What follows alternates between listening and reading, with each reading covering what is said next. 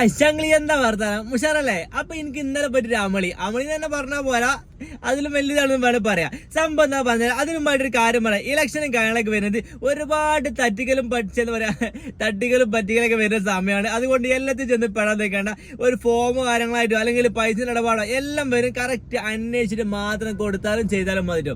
അപ്പൊ എനിക്ക് പറ്റിയ അമളി എന്താണെന്നല്ലേ അത് ഞാൻ പറഞ്ഞുതരാം. സംഭവം തന്നെ ഈ ഫോം ഉണ്ടെങ്കിൽ സ്ത്രീ സുരക്ഷാ പദ്ധതിയാണ് സംഭവമാണ്. ഈ സംഭവം എന്ത് ചെയ്തു, വീട്ടിൽ ഫോം വന്നു പൂരിപ്പിച്ചു കൊടുത്തു. അതിന്റെ കൂടെ ഒരുപാട് ഡോക്യുമെന്റ്സ് വേണം. ആധാർ കാർഡ്, അതുപോലെ തന്നെ പാൻ കാർഡോ, അതുപോലെ തന്നെ റേഷൻ കാർഡ് കോപ്പി, അതുപോലെ ഐഡന്റി കാർഡ് കോപ്പി, അങ്ങനെ ഒരുപാട് സംഭവങ്ങളുണ്ട്. ഇത് ഫില്ല് ചെയ്തിട്ടുണ്ട്. ഇത് ഫോം നേരെ പഞ്ചായത്ത് കൊണ്ട് പ്രസിഡന്റ് കഴിഞ്ഞു ഒപ്പിടിച്ചെന്ന് പറഞ്ഞു. ഞാൻ ചെന്നു ഈ സാധനം കൊണ്ട് ചെന്ന് എന്ത് ചെയ്തു, പ്രസിഡന്റിനോട് ചോദിച്ചു സംഭവം എന്താ വെച്ചു, ഇതിൽ ഒപ്പിട്ടാണ് പറഞ്ഞു. എന്തൊപ്പ്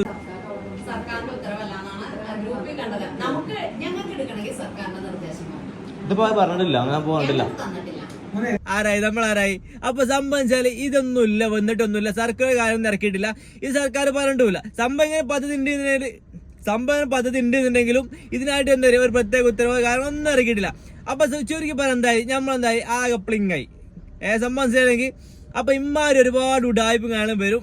കറക്റ്റ് അന്വേഷിച്ചിട്ട് മാത്രം ചെയ്താൽ മതി കേട്ടോ. അത് പൈസ ഇടപെടാൻ ശരി, ഫോമോ അതുപോലെ തന്നെ എന്ത് കാര്യങ്ങൾ കൊടുക്കുന്നതായാലും ശരി, നമ്മുടെ ഡോക്യുമെന്റ് ഒക്കെ വിലപ്പെട്ടാണ്. എല്ലാം ശ്രദ്ധിക്കാം കേട്ടോ. അപ്പൊ അത്രേ ഉള്ളൂ.